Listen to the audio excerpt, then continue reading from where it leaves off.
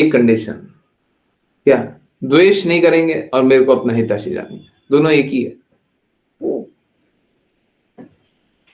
दो बोलना है, दो बोल लीजिए, बस ये कंडीशन को मान लीजिए, और कोई कंडीशन नहीं है, ठीक है। मैं आपके हित के लिए बोल रहा हूँ, बस इतना मान लीजिए, है ना। और जो जिज्ञासा जहां से करनी है, जो कुछ करनी है, बिल्कुल कीजिए।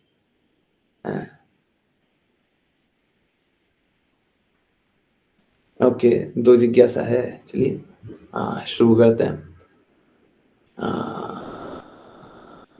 बाकी मैं चाहता हूं कि नए लोग भी रहें, नए लोग रहें तो एक्चुअली में हो क्या, थोड़े उनको स्वीकार करने में थोड़ा दिक्कत होता है ना। आज का विशेष दिन एक्चुअली में नए लोगों के लिए, कोई बात नहीं, पुराने लोग भी जिज्ञासा पूछे, मेरे को कोई दिक्कत तो है नहीं, ऐसे भी कोई नया तो है नहीं, तो पुराने लोग जिज्ञासा पूछे तो अच्छा ही है, ठीक है। परंतु हाँ, नए लोग रहे तो और अच्छा है।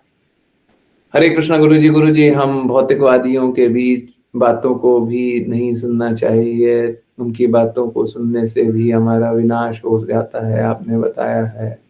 तो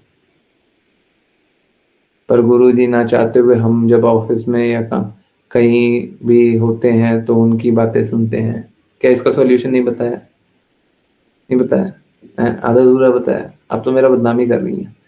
चलिए, तो कैसा है, क्या हमको व्यक्ति को देखना है कि गुण को देखना है? अब हम भौतिकवादी जैसे ही बोलते हैं, हम व्यक्ति देखने लग जाते हैं। हम भौतिक गुणों को हमको त्यागना है ना, भौतिक गुणों को त्यागना है हमको, भौतिक गुणों से प्रॉब्लम है। भौतिक व्यक्ति, देखिए वो गुण परिवर्तित कर देगा तो भौतिक व्यक्ति कहां रहेगा। तो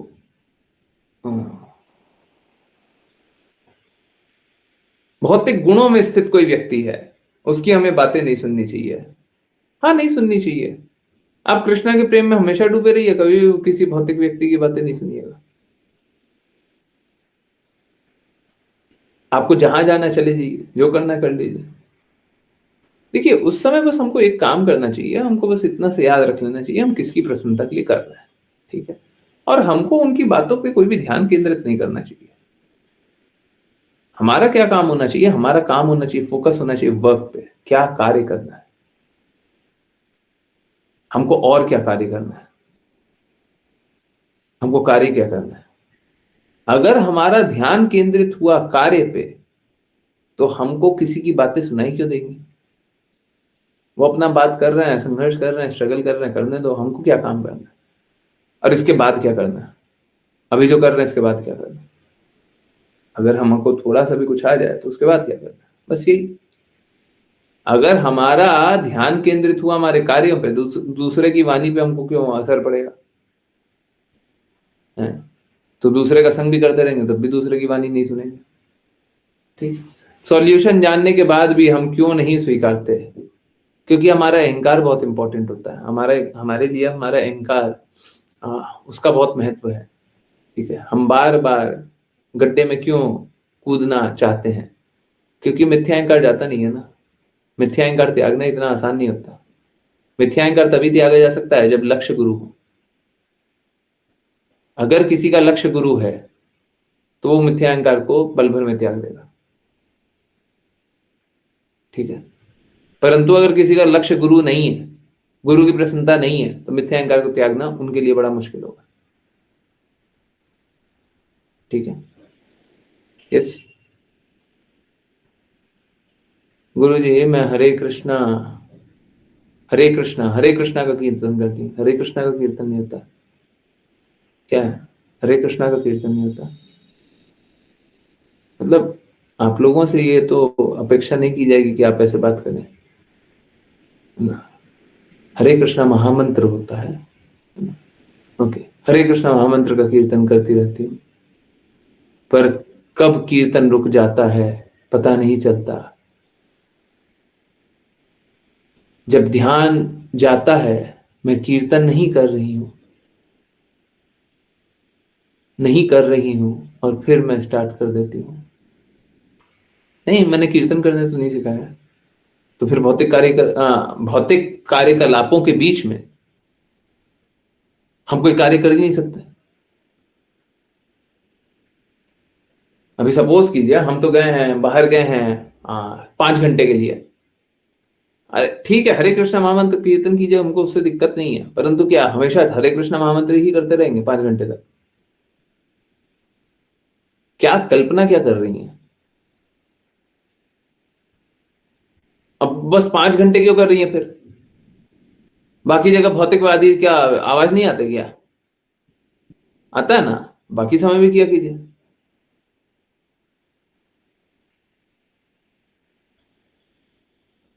है, आता है ना? है, ठीक है, तो अब आप 24 घंटे हरे कृष्ण महामंत्र कीजिएगा। ठीक है, 24 घंटे सोते समय भी। हाँ ठीक है, अब कोई दिक्कत नहीं है, अब कोई दिक्कत नहीं है। आपने बोला कि करते रहती हूँ, तो बस करते रहिएगा, 24 घंटे कीजिएगा। ठीक है, 1-2 घंटे नहीं, 1-2 घंटे से क्या होगा? है ना? ऑफिस तक क्या होगा? है ना? घर पे भी आता है तो घर पे भी करते रहिए। ठीक है, 24 घंटे, आज से 24 घंटे हरे कृष्णा महामंत्र। अच्छा, ठीक है, अब 24 घंटे करते रहिएगा तो ठीक हो जाएगा। हाँ, ठीक है, मिल गया उत्तर। अरे, कृष्णा ने बोला है निर्धारित कर्तव्य का निर्वहन भी करना है। निर्धारित कर्तव्य का निर्वहन करने के लिए हम 24 घंटे हरे कृष्णा महामंत्र तो नहीं कर पाएंगे। हमारा जो कार्य है वो भी करना है, और वो कार्य का हमको लक्ष्य समझना चाहिए, और कार्य जिसके लिए कर रहे हैं उसकी प्रसन्नता होनी चाहिए। अरे, हम बोलते हैं कि आप कहीं पे भी रहिए, कुछ भी कार्य कर रहे हैं, अगर लक्ष्य पता है तो आपको कौन भटका सकता है? ये वही है, फॉल डाउन हो गया मेरा, गुरु की बातों का पालन कर रहे हैं, फॉल डाउन हो गया, ये पॉसिबल ही नहीं है, पॉसिबल ही नहीं है। ये सारा कुछ होता कब है? जब गुरु की बातों का पालन नहीं करता है। तो नहीं पालन करना है फिर तो अलग ही बात है। जब लक्ष्य को नहीं स्वीकारना फिर तो अलग ही बात है, फिर तो स्ट्रगल कीजिए, है ना? लक्ष्य नहीं स्वीकारना है फिर तो संघर्ष ही रहेगा। ठीक है, हमको हमेशा अपने आप को करेक्ट करना चाहिए कि लक्ष्य हमारे कौन है, हमको पता होना चाहिए, और लक्ष्य के लिए कार्य कीजिए। भौतिकवादी धन कमाने के लिए, पावर कमाने के लिए काम करता है, दूसरे को नुकसान पहुंचाने के लिए काम करता है, और जो भक्त होते हैं वो कृष्णा की प्रसन्नता, गुरु की प्रसन्नता के लिए काम करता है। गुरु जिस जिसमें प्रसन्न हो जाएगा वो काम कर लेंगे। मैं न चाहते हुए भी किसी की बुराई करती हूं, कैसे रोक सकते हैं? हाँ, मैं इससे कैसे निकलूं? देखिए माता जी, ये करके है ना आप कृष्णा से दूर जा रही है। आप इस जगत में किसी को अच्छा जान रही हो या बुरा जान रही हो, दोनों स्थिति में आप कृष्णा से दूर जा रही है। तो फिर ऐसा करते रहिए और कृष्णा से दूर जाते रहिए। अगर ये करते रहिएगा तो कृष्णा से दूर जाइएगा।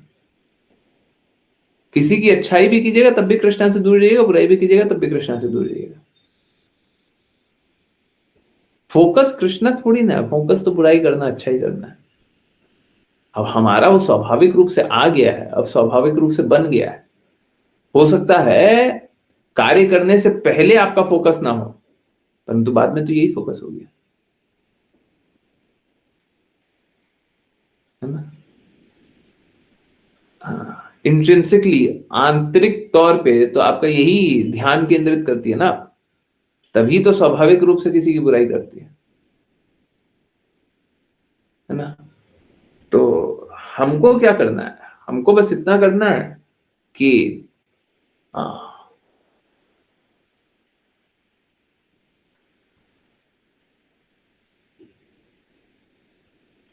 हमको ये जानना चाहिए कि ये करके हम क्या कर रहे हैं। कोई भी कार्य कर रहे हैं तो उसका रिजल्ट आ रहा है। अभी बच्चों की क्लास में बता रहे थे कि रजोगुनी या तमोगुनी खाते हैं हम, तो हम उस पल प्रेम अनुभव नहीं करते, है ना? सभी के लिए, सबको ये इंपॉर्टेंट बातें नोट कर लीजिए। कभी भी हम रजोगुणी या तमोगुणी खाना खाते हैं तो उस पर हम प्रेम अनुभव नहीं करते, ठीक है? उससे पहले और बाद में जब जब उस खाने की चेतना रहेगी, हैं, हम, ठीक है, जो प्रसाद पाते हैं उनका अलग हिसाब है, परंतु जो रजोगुणी जो भी कुछ खाते हो, तमोगुणी कुछ भी खाते हो, तो ये सब खाते हुए कृष्णा से दूर जाता है। ठीक इसी प्रकार से जब ये सब बातें भी करते हैं, कोई रजोगुणी और तमोगुणी बातें भी करता है तो कृष्णा से दूर जाता है। निश्चित रूप से कृष्णा से दूर जाइएगा, भक्ति से दूर जाइएगा, प्रेम से दूर जाइएगा। अगर ये कॉस्ट पे करने के लिए तैयार है, अगर ये दाम चुकाने के लिए तैयार है, तो ठीक है, बिल्कुल कर लीजिए। अगर आप दाम चुकाने के लिए तैयार है तो कीजिए काम वैसा। और ये दाम चुकाने के लिए तैयार नहीं है तो फिर पीछे हट जाइए, फिर ये सब कार्य मत कीजिए, है ना? ठीक है, यस। और कोई? ऋचा माता जी, इन द इंटरिम कोई लेटर है जो आप पढ़ना चाहती हैं, पढ़ाना चाहती हैं, बताना चाहती हैं? आपके दिमाग में कोई है? नहीं? कोई इंस्ट्रक्शन है? पता नहीं, मेरे को अजीब सा कुछ हल्का हल्का चक्कर सा आ रहा है। ओके, अजीब से ही है कुछ। एनीवेज,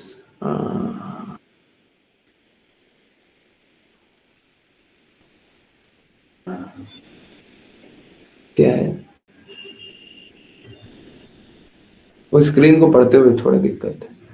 नहीं गुरुजी, मुझे इसमें से निकलना है, बट कभी कभी कर देती हूँ गुरुजी। नहीं, आपको याद करना चाहिए कि हमारे गुरु तो गुस्सा हो जाते हैं। गुस्सा मतलब वो भौतिक जगत जैसा नहीं, पर हाँ, हमको उनको ये अच्छा नहीं लगता है हम ये करते हैं। तो हमको बस गुरु का दास बन करके बस ये जानना चाहिए, गुरु दुखी है तो गुरु दुखी है तो हम वो काम नहीं करेंगे ना, गुरु उसमें प्रसन्न नहीं है, हम वो काम नहीं करेंगे, बस इतना ही। तो गुरु प्रसन्न नहीं है तो फिर हम वो काम नहीं करेंगे। अगर कोई ऐसा कर ले कि आप वो काम नहीं कीजिएगा तो फिर निकल जाइएगा उसमें से। कुछ ऐसा, मतलब ऐसा नहीं है कि आप नहीं निकल सकती हैं, बहुत आसानी से निकल सकती हैं, बट आपको अपनी बात को छोड़ना पड़ेगा, आपको गुरु की बातों को स्वीकारना पड़ेगा, आपको शुद्ध भक्तों की बातों को स्वीकारना पड़ेगा। अपने करे से नहीं होगा, अपने करे से नहीं होगा। देखिए, भौतिक जगत में जो सॉल्यूशन होता है ना, जैसे भौतिकवादी कोई कोई आपको रास्ता बताते हैं, तो रास्ता मालूम है कैसा होता है? वो रास्ता ऐसा होता है कि जो आ,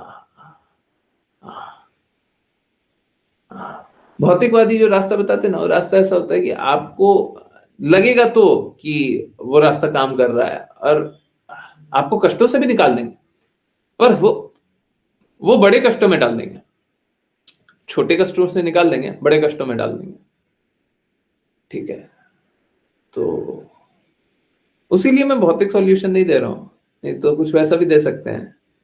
हाँ, पर बड़े कष्टों में फंस जाइएगा बाद में, संभावना बनी रहती है, ठीक है? तो हमको वो सब काम नहीं करना है। ओके, यस, किन्हीं और की कोई जिज्ञासा?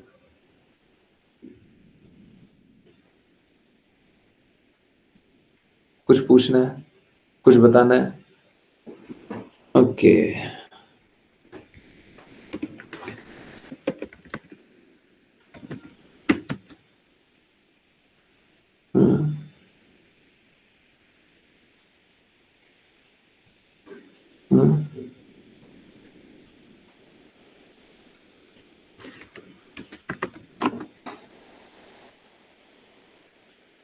हरे कृष्णा। ओके, जीबीसी सस्पेंड किया गया था, जीबीसी को सस्पेंड किया गया था। हाँ, हाँ, हाँ। ये तो आप लोगों ने पढ़ा था ना 1972 में, है ना?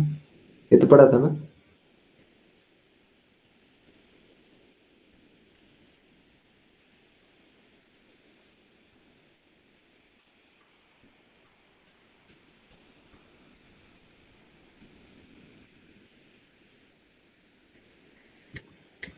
चलिए निकालते हैं।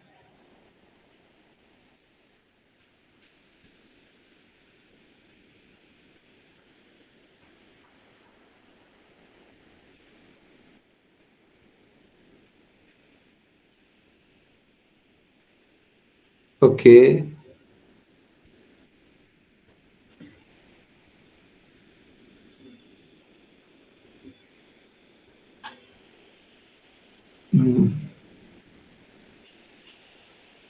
चलिए, ये तो आप लोगों को पता है, बट फिर भी एक बार पढ़ते हैं।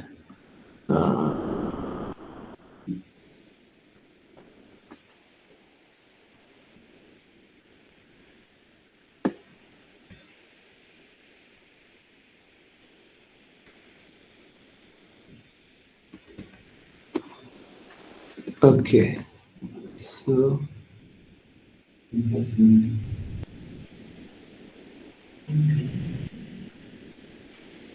याद तो है। ओके।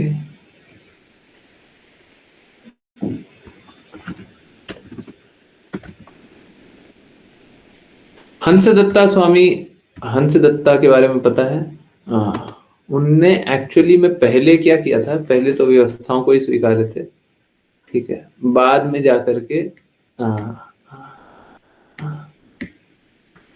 बोले थे कि ऐसी भक्ति वेदांता स्वामी शिल प्रभुपाद ने कभी जीबीसी को पावर ही नहीं दिया।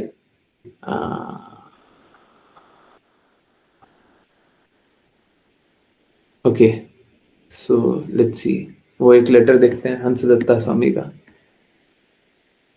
अब स्वामी बोले कि क्या बोले, वो सब छोड़िए। हंसदत्ता जी का, ठीक है। ओके, सो चलिए, ये लेटर तो है 1993 का, ठीक है। ओके, बट ये हम लोगों के लिए इंपॉर्टेंट है। ये कीर्तनंदा को लिखा हुआ है। ओके,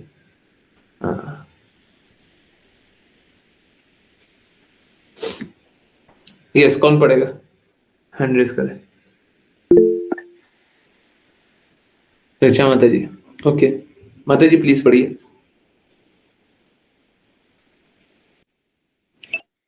हरे कृष्ण गुरुजी। कीर्तनानंद को पत्र, सिंगापुर 2 अक्टूबर 1993। प्रिय कीर्तनानंद महाराज, कृपया मेरी विनम्र वंदना स्वीकार करें। मैंने सोचा कि अब समय आ गया है कि मैं आपको यह बात याद दिलाऊं जो आपने गुरु और सन्यास से विमुख होने के बाद नए वृंदावन में आपसे मुलाकात के दौरान मुझसे कही थी। मेरी स्थिति को देखते हुए और नए शिष्यों के बीच उत्पन्न होने वाली अराजकता और भ्रम की आशंका को देखते हुए आपने कहा था, इसलिए मैंने इतना जोर देकर सुझाव दिया था कि इस्कॉन को नए गुरुओं के लिए दीक्षा की ऋत्विक प्रक्रिया अपनानी चाहिए। तब से बहुत समय बीत चुका है, लेकिन इतना कुछ कहने और करने के बाद मुझे व्यक्तिगत रूप से इस कथन की सच्चाई का एहसास हुआ है। ऋत्विक प्रतिनिधि ही वह सब है जो प्रभुपाद ने हमें होने की अनुमति दी थी, आचार्य या गुरु नहीं। इस मुद्दे पर वर्षों की पीड़ा और भ्रम के बाद प्रभुपाद जी की कृपा से मैं उनके इस निर्देश की शरण में आया हूँ, आचार्य के ऋत्विक के रूप में कार्य करो। मुझे लगता है कि अब समय आ गया है कि मैं आपका वह ऋण चुकाऊं जो मुझे तब मिला जब मैं अपने आध्यात्मिक जीवन में इतना टूटा हुआ और खोया हुआ था। मैं विनम्रता पूर्वक आपको यह सुझाव देता हूं कि आप इस तथ्य पर विचार करें कि प्रभुपाद जी ने हमें कभी गुरु बनने का अधिकार नहीं दिया, बल्कि कुछ लोगों को अपने प्रतिनिधि या ऋत्विक प्रतिनिधि के रूप में नियुक्त करके हमारी महत्वाकांक्षाओं पर लगाम लगाई। देर आए दुरुस्त आए। गुरु आचार्य का मिथ्या ढोंग त्यागें और आचार्य के विनम्र सेवक एक ऋत्विक प्रतिनिधि के रूप में कार्य करने पर विचार करें। यही आपके और सभी इस्कॉन गुरुओं के लिए समाधान है। यदि आप पीछे हटें, श्रील प्रभुपाद के ऋत्विक प्रतिनिधि के रूप में उनके प्रति अपनी साधना और सेवा भाव को ठीक वैसे ही पुनः अपनाएं जैसे आप उनके लिए तब करते थे जब वे अभी भी भौतिक रूप से उपस्थित थे, तो संभवतः अधिकांश भक्त आपके साथ खड़े होंगे। कई लोग आपके मार्गदर्शन की ओर लौटेंगे। इस विनम्र पद को ग्रहण करने से आपको कुछ भी खोने को नहीं है, सिवाय गुरु आचार्य होने की झूठी प्रतिष्ठा के, जो आपको भूत की तरह सता रही है। नया वृंदावन एक अद्भुत स्थान है और इसका निर्माण आपके अधीन हुआ, लेकिन केवल इसलिए क्योंकि भक्तों को प्रभुपाद जी द्वारा उनकी यानी श्रील प्रभुपाद की सेवा करने की उनकी सच्ची इच्छा के कारण शक्ति प्रदान की गई थी। दूसरे शब्दों में, उन्होंने नए वृंदावन के निर्माण में आपकी सहायता के लिए इतने त्याग, तपस्या को उत्साह पूर्वक स्वीकार किया, क्योंकि उन्होंने श्रील प्रभुपाद जी को प्रसन्न करने के आपके सच्चे दृढ़ संकल्प और इच्छा को देखा था। सभी देव बंधुओं में से आपने नए वृंदावन समुदाय के निर्माण और विकास द्वारा सबसे महान कार्य संपन्न किया है। दूसरी ओर, यदि आप आचार्य और गुरु के रूप में अपने झूठे ढोंग पर अड़े रहे, तो अब आप अपने द्वारा किए गए सभी कार्यों के पूर्ण विनाश के कगार पर खड़े हैं। देव बंधु आप गुरु भाई सॉरी गुरुजी देव बंधु गुरु भाई है जी। गुरु भाई आपको नए वृंदावन और सभी भक्तों को निगलने के लिए गिद्धों की तरह प्रतीक्षा कर रहे हैं, क्योंकि कमोबेश वे सभी झूठी प्रतिष्ठा के एक ही भूत से ग्रस्त हैं। यह सोचकर कि मैं गुरु हूं और सभी को मेरे चरणों की सेवा करनी चाहिए, श्रील प्रभुपाद जी ने माया के दो मुख्य दोषों पर प्रकाश डाला है, स्वयं को ईश्वर समझना और स्वयं को गुरु समझना। श्रील प्रभुपाद जी के सेवक के रूप में अपना उचित स्थान ग्रहण करके, जो आज न्यूयॉर्क में उनसे पहली बार मिलने के दिन से बेहतर नहीं है, आप स्वयं को बचा लेंगे और संभवतः आपका उदाहरण पूरे इस्कॉन आंदोलन को बचा सकता है। आपने कहा कि आप इस्कॉन को बचाना चाहते हैं, लेकिन इसके लिए पहले स्वयं को बचाना होगा। आपके छोटे गुरु भाई के रूप में मैंने आपको निर्देश देने का प्रयास करने की स्वतंत्रता ली है। कृपया मेरी दृष्टता क्षमा करें। मैंने जो कुछ भी लिखा है वह आपके साथ सभी भक्तों, श्रील प्रभुपाद जी के स्वर्ण महल की अद्भुत रचना और निश्चित रूप से हमारे प्रिय आध्यात्मिक गुरु श्रील प्रभुपाद के प्रति मेरी गहरी हार्दिक चिंता है, जिनकी कृपा से हम सभी पूरे विश्व में कृष्ण प्रेम का प्रचार करने के सर्वोच्च आदर्श के प्रति जागृत हुए हैं। श्रील प्रभुपाद जी के प्रथम और प्रमुख शिष्यों के रूप में स्वयं को उनके ऋत्विक प्रतिनिधि के रूप में प्रदर्शित करने वाले पहले व्यक्ति बने। अगर आप सही काम करेंगे तो मैं आपको हर तरह से मदद करने के लिए तैयार हूँ। मुझे पूरी उम्मीद है कि आप कुशल मंगल होंगे। मेरा आपके प्रति कोई दुर्भावना नहीं है। मैं हमेशा आपकी प्रशंसा करता हूँ, लेकिन इस समय मैं आपको यह महत्वपूर्ण सलाह देने के लिए बाध्य महसूस कर रहा हूँ। आपका विनम्र सेवक हंस दत्ता दास, एक भक्त मित्र। हरे कृष्ण गुरु जी। हरे कृष्ण। तो वो नेक्स्ट लेटर था। ओके, सो हंस दत्त जी ने पहले तो गुरु का पद स्वीकारा। देखिए, गुरु में भी अंतर समझिए। तो ये चैतन्य चैतामृत के अनुसार शिक्षा गुरु और दीक्षा गुरु में कोई अंतर नहीं होता। ऐसी भक्ति वेदांता स्वामी श्रील प्रभुपाद को अपने शिष्यों को शिक्षा गुरु बनाने में कोई कष्ट नहीं था। शिक्षा गुरु बनाने में कोई कष्ट नहीं था, परंतु शिक्षा गुरु कैसे बनाना है उसके लिए भी वो उन्होंने साफ साफ बोला था, बार बार बोला था, हमारा आज्ञा गुरु होइया। मेरे आज्ञा से गुरु हो जाओ। उनकी आज्ञा स्वीकारने का अर्थ क्या है? उनके शब्दों को स्वीकारना। चैतन्य महाप्रभु ने भी यह बात बोला था, मेरी आज्ञा से गुरु हो जाओ। तो जो मैं बोल रहा हूं उसको रिपीट करो। जारे देखे तारे कहो कृष्ण उपदेश, परंतु कैसे? अमार आज्ञा। ये अपने में ही मालूम है क्या? ये श्लोक है ना, अपने में ही एकदम बताता है कि किस प्रकार का गुरु अलाउड है और गुरु को क्या क्या अलाउड है। तो ये कौन सा गुरु के बारे में बात हो रहा है? अमार आज्ञा गुरु भैया। कौन सा गुरु है? ये शिक्षा गुरु है। ये दीक्षा गुरु के बारे में बात नहीं हो रही। बहुत लोगों को भ्रमित किया जाता है कि ये दीक्षा गुरु के बारे में बात हो रही है। बिल्कुल नहीं। अब समझिए यहां पे कैसे कंप्लीट इंस्ट्रक्शन है। देखिए क्या होता है ना, आध्यात्मिक जो बातें होती है वो अधूरी नहीं होती है, वो पूरी होती है। समझ लोगों की अधूरी होती है। आप हो सकता है मूर्ख हो, हम हो सकता है मूर्ख हो, परंतु आध्यात्मिक ज्ञान वो पूर्ण होता है। अब ये जो श्लोक है अमार आज्ञा गुरु भैया, वो कैसा है? अमार आज्ञा। कौन बोल रहा है? चैतन्य महाप्रभु। चैतन्य महाप्रभु क्या बोल रहे हैं? मेरी आज्ञा से गुरु हो जाओ। किसको बोल रहे हैं? बाकी श्रोता को। हम मेरी आज्ञा से गुरु हो जाओ। तो मेरी आज्ञा से गुरु हो जाओ कहने का अर्थ क्या है? पहले मैं गुरु हूं, मेरे तुम शिष्य बनो, और शिष्य बन करके शिष्य को ही तो गुरु आदेश देंगे ना। बोले अब गुरु बन जाओ। समझ आ रहा नहीं आ रहा? इतना समझ आ रहा नहीं आ रहा? किसी को डिफिकल्ट हो रहा है?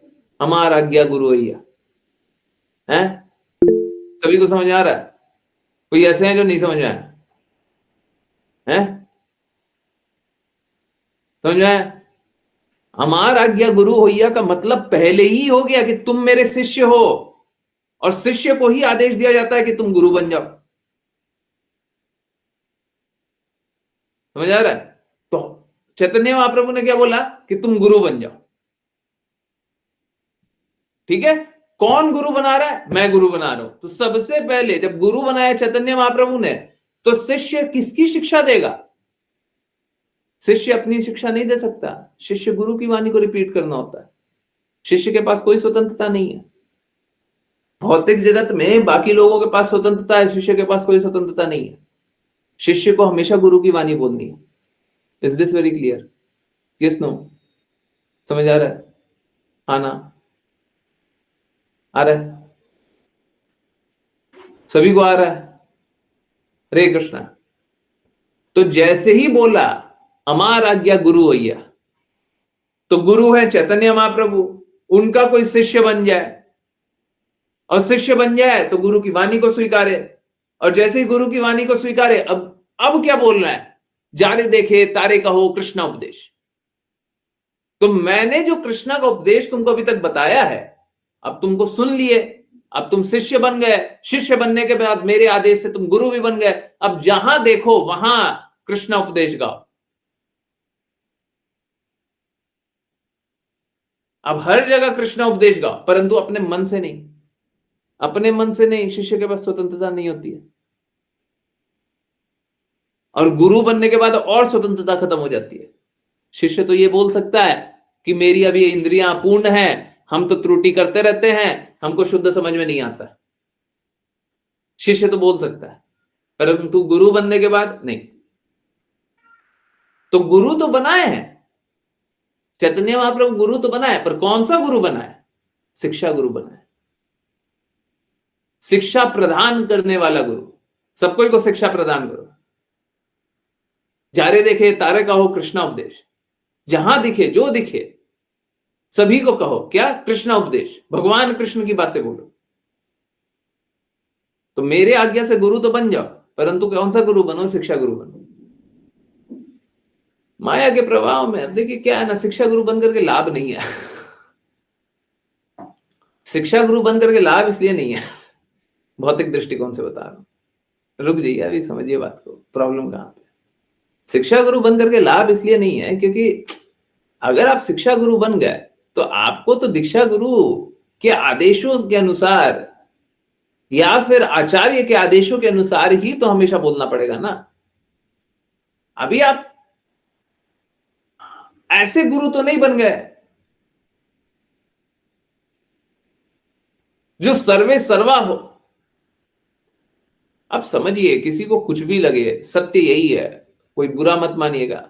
अभी वो आचार है, गुरु गुरु के बारे में बहुत सारी बातें हो रही है। असली में मालूम है क्या होता है? असली अर्थ एक शिष्य का होने का यही होता है। एक जो शिष्य होता है ना, एक जो शिष्य होता है, वो क्या होता है? वो गुरु का दास होता है। एक जो शिष्य होता है वो गुरु का दास होता है। और मैं और कड़वे शब्द में बोलूं या और स्पष्ट शब्दों में बोलूं तो गुरु का नौकर होता है। एक जो शिष्य होता है वो गुरु का नौकर होता है। गुरु जैसा जैसा बोलेगा शिष्य वैसा वैसा करेगा।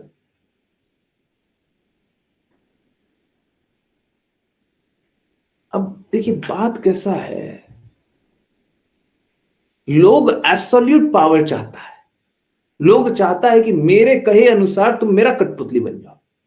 अभी कोई कोई बोले ना कि हम तो अपने गुरु के दास हैं, तो बात कैसा होगा कि हम भी दास हैं, तुम भी दास हो, तुम मेरे दास हो, परंतु हमको तो गुरु का दास के रूप में ही कार्य करना पड़ेगा। अगर हम तुमको एब्सोल्युटली अपना दास बनाना चाहे तो नहीं बना सकते ना। जो जो हमारे गुरु गुरु अनुमति देते हैं हम वैसे ही तो आपको बता सकते हैं ना, हम वही तो कार्य दे सकते हैं। परंतु जैसे ही गुरु को मार दिया और अपने गुरु बन गए, इसको बोलते गुरु मारा विद्या। गुरु से सीखो, गुरु को मार डालो। इसी भक्ति वेदांत स्वामी श्रील प्रभुपाद इस पे बहुत बात बोले हुए हैं, गुरु मारा विद्या। तो ये गुरु मारा विद्या, जैसे ही गुरु के बारे में बात करना छोड़ दो, आजकल बहुत सारे शिष्य दिखाई देते होंगे जो गुरु बने बैठे हैं, अपने गुरु का नाम भी नहीं लेते, गुरु महाराज करके भी नाम नहीं लेते। बहुत लोग बोलते हैं कि गुरु का नाम नहीं लिया जाता है, ठीक है मान लिया, गुरु महाराज करके भी नाम नहीं लेते। या हमको अपने गुरु ने बोला है। आप लोग बहुत सारे लोगों को सुनते होंगे,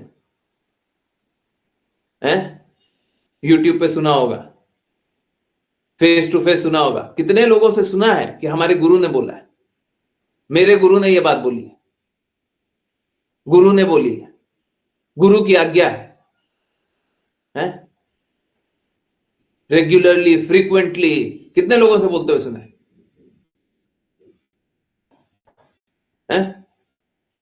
सुने सुने? हाँ? सच सच बताइए, ऑनलाइन जो भी लेक्चर सुने हैं, कोई भी याद आ रहा हो? गुरु गुरु करते हैं? अपने गुरु को याद करते हैं? गुरु के आदेशों को याद करते हैं? गुरु के इंस्ट्रक्शन को याद करते हैं? करते हैं? हैं? कभी नहीं सुना है? बाकी लोग सच सच बोलिए, ऑनलाइन जहां जहां सुना है? मैंने सुना है प्रभु जी एक को। अच्छा ठीक है, हाँ अच्छा है, यस, हाँ। और कोई एक को क्या आप नाम बता सकती हैं? संजीव, ओके, पता नहीं ये कौन है। मेरे को देखना पड़ेगा।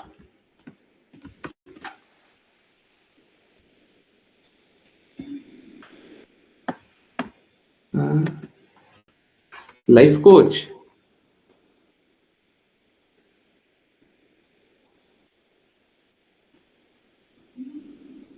अच्छा पता नहीं, मुझे तो ठीक नहीं लग रहा। कोई बात नहीं, मुझे मुझे शास्त्रों में कहीं ना कुछ गड़बड़ लग रहा है। एनीवेज मैं आपको देख करके बता दूंगा, ठीक है? जहां पे डिविएशन होगा मैं देख करके बता दूंगा। मेरे को बाकी से मतलब नहीं है, डिविएशन से मतलब। तो बात कैसा होता है, अच्छा है, कम से कम एक मापदंड से तो अच्छे होंगे, परंतु पूर्ण रूप से मेरे को सही तो नहीं दिख रहा है। अपीयरेंस से मेरे को बहुत कुछ समझ में आ जाता है, चेहरे से नहीं, मतलब जो जैसा चेहरा बनाया है, कपड़ा पहना हुआ, उससे नहीं, बहुत कुछ होता है। एनीवेज, तो जो गुरु के आदेशों के अनुसार कार्य नहीं कर रहा वो शिष्य हो ही नहीं सकता। अब कैसा है, लोग चाहता है कि हमको ये जो शिष्य है ना, हमको सर्वे सर्वा मान ले, हमारे ऊपर कोई नहीं। बड़ा अच्छा लगता है ना, इसीलिए सब गुरु बनना चाहता है। परंतु जैसे ही कोई शिक्षा गुरु बनेगा, बताना पड़ेगा कि हमसे बड़े गुरु वो हैं, बताना पड़ेगा दीक्षा गुरु वो हैं। ऑल्दो चैतन्य चेतामृत के अनुसार शिक्षा गुरु और दीक्षा गुरु में अंतर नहीं किया जा सकता, तो बताना पड़ता है। अब देखिए,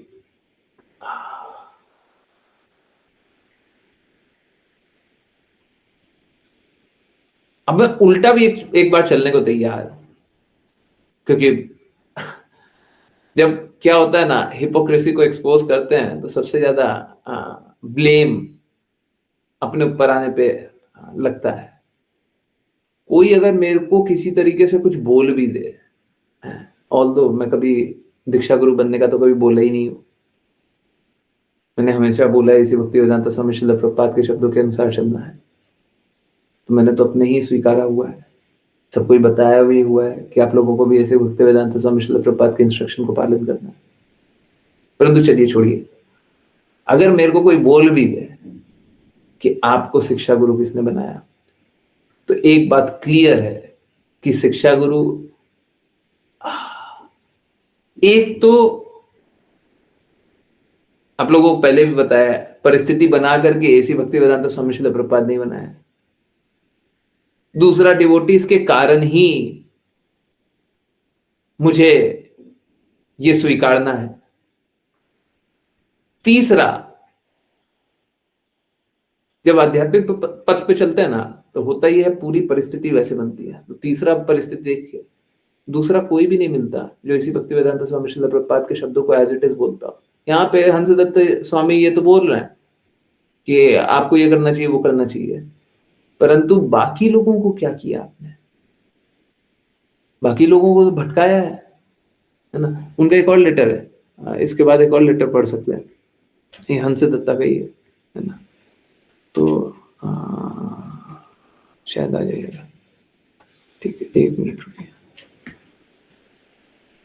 नहीं, ओके, मैं कोशिश करता हूँ उसको लाने का, सॉरी।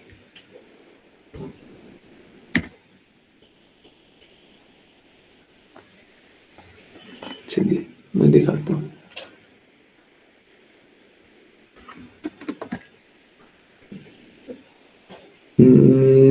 कौन सा था स्क्रीन शेयर? ओके, ये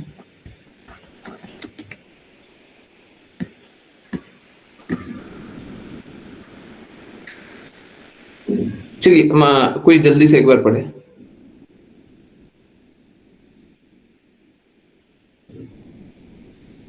कौन पढ़ेगा? ऋषा माता जी, और कोई नहीं? पढ़िए माता जी। हरे कृष्णा गुरु जी। एक भक्त मित्र को पत्र, हंस दत्त दास, 17 जून 1993। गुरुओं के संबंध में श्रील प्रभुपाद जी ने केवल एक लिखित दस्तावेज 9 जुलाई 1977 को पत्र छोड़ा है, जिसमें दीक्षा प्रक्रिया के लिए नीति निर्देश और व्यक्तिगत नाम दिए गए हैं, और यह स्पष्ट रूप से कहा गया है कि वे ऋत्विक के रूप में कार्य करेंगे। श्रील प्रभुपाद जी ने अन्य नीति दस्तावेज भी छोड़े हैं, जैसे बीबीटी ट्रस्ट, जीबीसी प्रबंधन निर्देश, एमवीटी, और उन्होंने एक अंतिम वसीयतनामा भी दर्ज किया है। लेकिन इनमें से किसी भी औपचारिक नीति दस्तावेज में उनके निधन के बाद दीक्षा देने वाले आचार्यों या गुरुओं के बारे में कुछ नहीं कहा गया है। दीक्षा के मुद्दे से संबंधित एकमात्र दस्तावेज 9 जुलाई 1977 का पत्र है। श्रील प्रभुपाद जी के निधन से पहले विभिन्न जीबीसी के साथ हुई बातचीत की टेप रिकॉर्डिंग को इस मुद्दे के संबंध में साक्ष्य के रूप में स्वीकार नहीं किया जा सकता, क्योंकि श्रील प्रभुपाद जी ने अपने शिष्यों के साथ एक विशेष बिंदु पर कई अलग अलग कोणों से चर्चा करते थे। लेकिन जब कोई बड़ा नीतिगत परिवर्तन या प्रस्तावनाएं बनाते थे तो श्रील प्रभुपाद जी बहुत सोच समझकर और सावधानी से कागज पर हस्ताक्षर करके नीतियां तैयार करते थे। श्रील प्रभुपाद जी बहुत ही व्यावसायिक थे और कोई भी काम मनमाने ढंग से या लापरवाही से नहीं करते थे। निस्संदेह उनके और उनके प्रमुख शिष्यों के मन में उनके अंतर्धान होने के समय सबसे महत्वपूर्ण प्रश्न यही था कि दीक्षा कौन देगा और ऐसी दीक्षाएं किन परिस्थितियों में होंगी। इसका उत्तर उनके 9 जुलाई 1977 के पत्र में स्पष्ट और सरल है। हालांकि श्रील प्रभुपाद जी के शिष्य उनके प्रतिनिधि यानी ऋत्विक या प्रतिनिधि के रूप में कार्य करते रहने से कहीं अधिक की महत्वाकांक्षा से भरे हुए थे। उन्होंने अपनी स्थिति को बढ़ा चढ़ाकर प्रस्तुत किया और 9 जुलाई 1977 के पत्र की उपेक्षा करके और 9 जुलाई 1977 के पत्र से पहले हुई कुछ बातचीत को बढ़ा चढ़ाकर पेश करके इस महत्वाकांक्षी उन्माद को उचित ठहराया। लेकिन श्रील प्रभुपाद जी ने अपने विश्वव्यापी इस्कॉन आंदोलन को कभी भी अस्पष्ट फुफकारते टेपों के माध्यम से निर्देश नहीं दिए। श्रील प्रभुपाद जी ने पत्र लिखे कम से कम 7,000 और ट्रस्ट के दस्तावेज दर्ज किए और अंततः उन्होंने एक अंतिम वसीयतनामा छोड़ा। हमें एक अस्पष्ट फुफकारते टेप पर क्यों ध्यान देना चाहिए? 1979 या 1980 में कैलिफोर्निया के टोपंगा कैनियन में मैं तमाल कृष्ण गोस्वामी के साथ मौजूद था जब उन्होंने भक्तों की एक विशाल सभा के सामने सार्वजनिक रूप से स्वीकार किया। श्रील प्रभुपाद जी ने कभी कोई गुरु नियुक्त नहीं किया। उन्होंने 11 गुरु नियुक्त नहीं किए। उन्होंने 11 ऋत्विक यानी कार्यवाहक पुजारी नियुक्त किए। उन्हें कभी गुरु नियुक्त नहीं किया। मैंने और अन्य जीबीसी ने पिछले 3 वर्षों में इस आंदोलन का सबसे बड़ा अहित किया है, क्योंकि हमने ऋत्विकों की नियुक्ति को गुरुओं की नियुक्ति मान लिया था। यहाँ तक कि अदालत में भी लिखित दस्तावेजों के सामने टेप जैसे सबूतों का कोई महत्व नहीं होता। श्रील प्रभुपाद जी कहा करते थे, आप कुछ भी कह सकते हैं लेकिन उसे लिखित रूप में न रखें।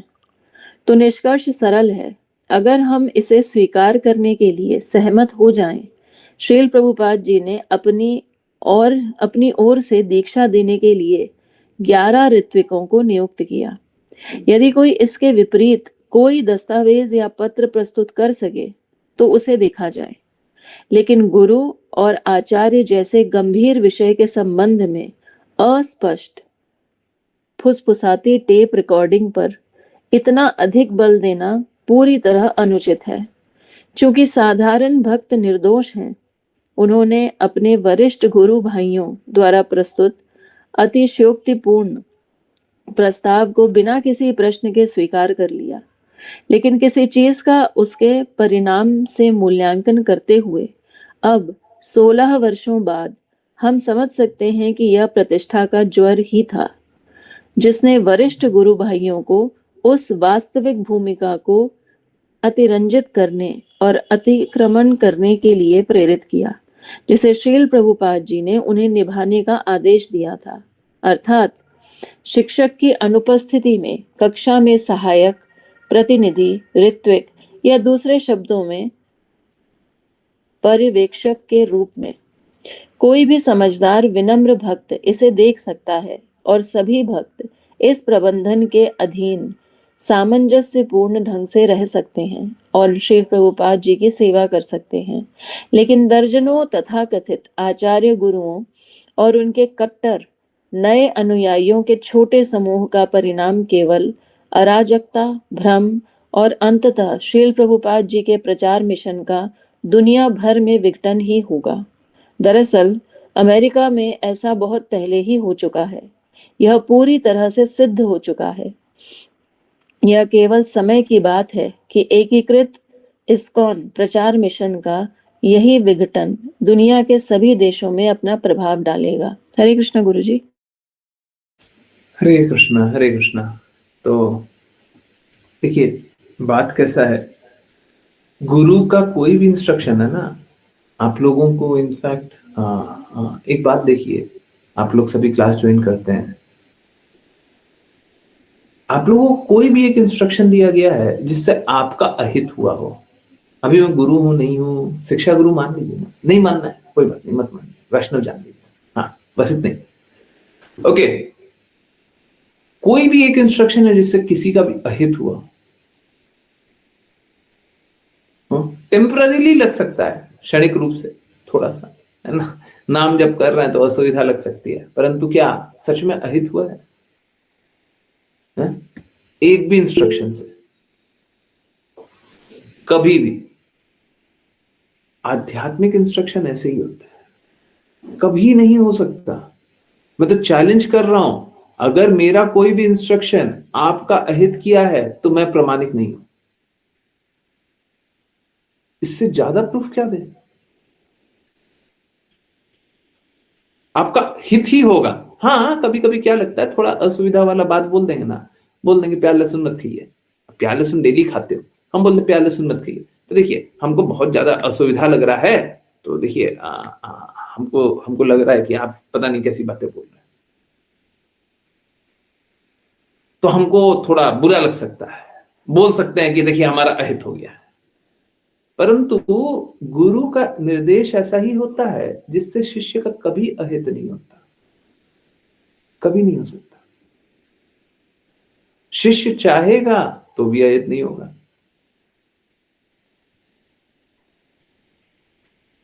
कोई शिष्य अपना बुरा करना चाहेगा, परंतु गुरु के आदेश अनुसार चल रहा है, पूर्ण रूप से गुरु के आदेश अनुसार चल रहा है, वो अपना अहित भी करना चाहेगा तो भी अहित नहीं होगा।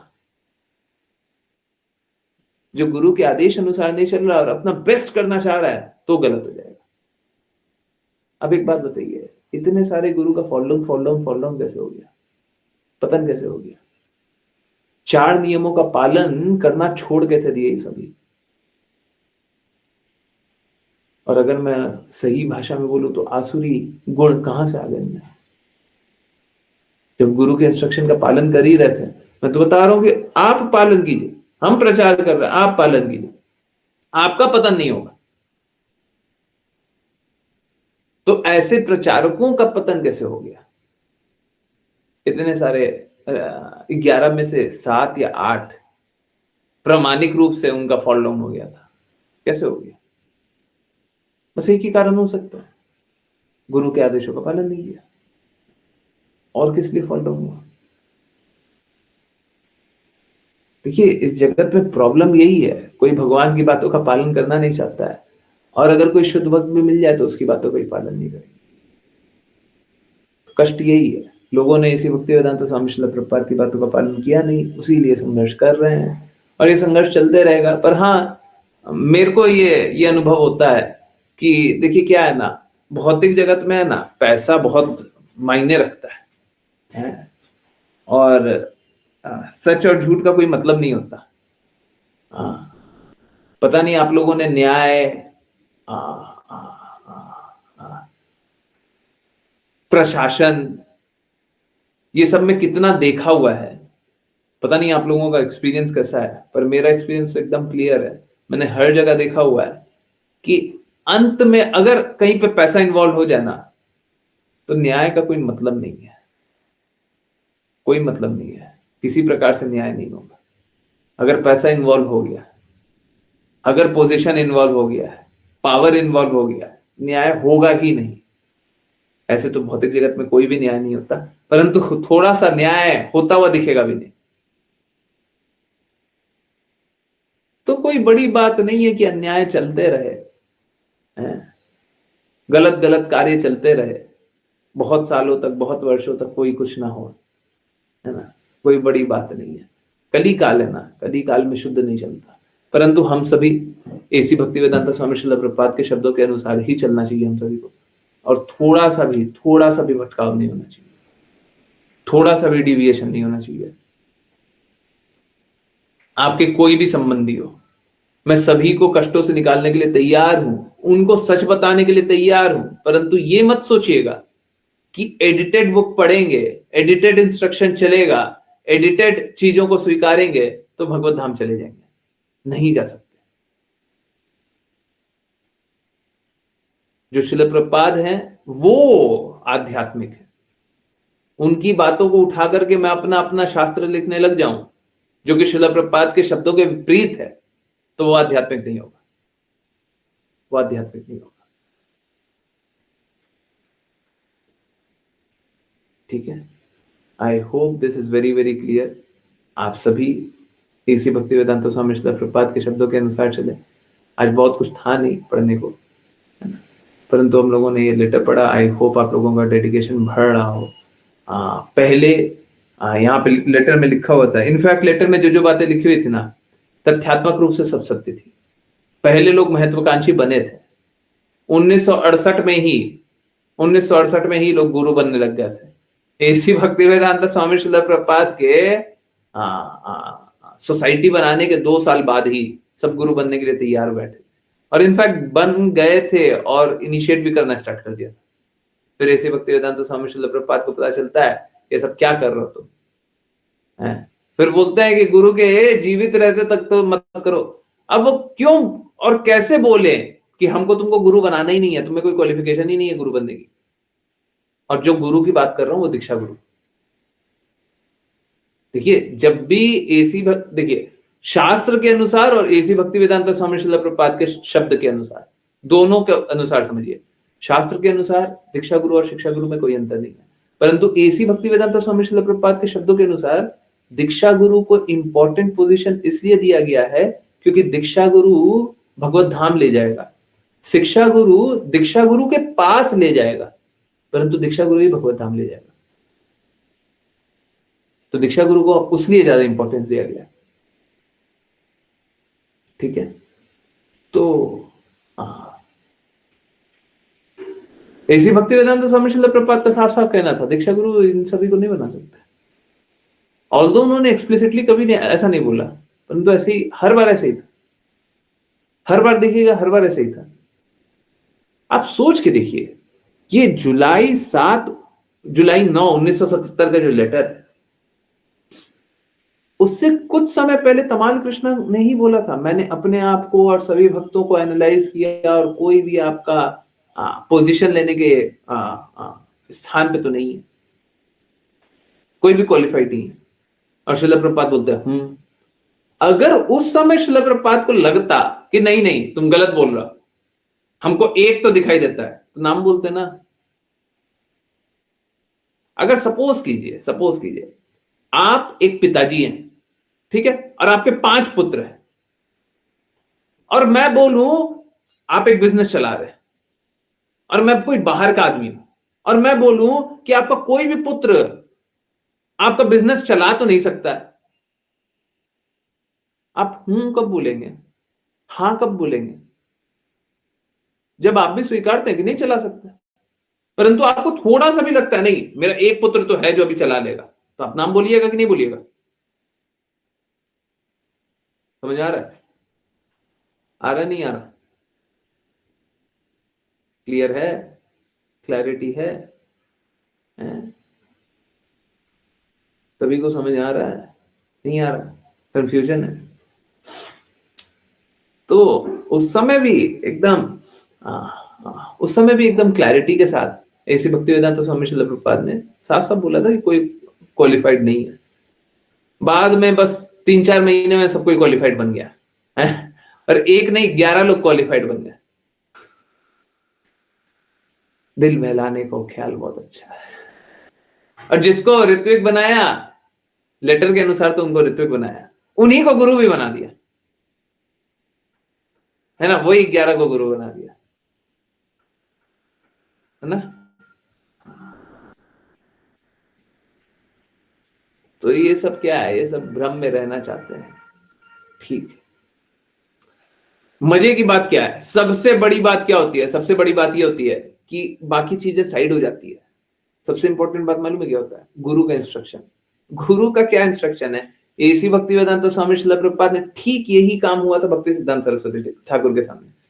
तो उस समय बोलते हैं अगर गुरु महाराज को, मतलब श्रील भक्ति सिद्धांत सरस्वती ठाकुर को किसी को गुरु बनाना होता तो वो उन्होंने इतनी बात बोली, वो ये बात क्यों नहीं बोलते?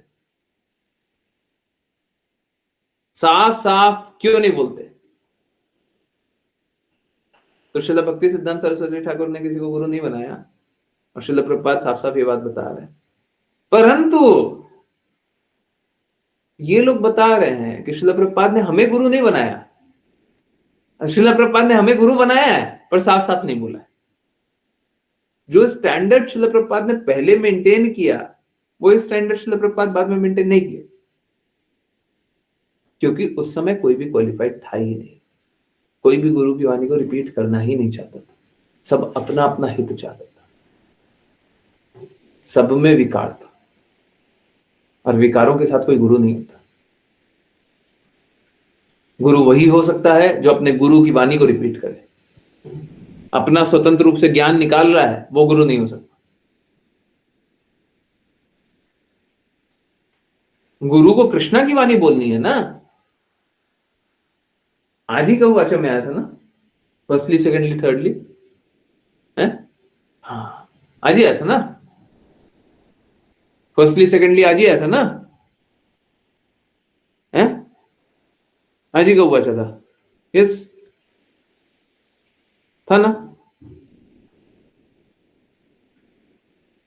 है नहीं था? हमको तो लगता आज ही का था। हाँ आज ही का हुआ था।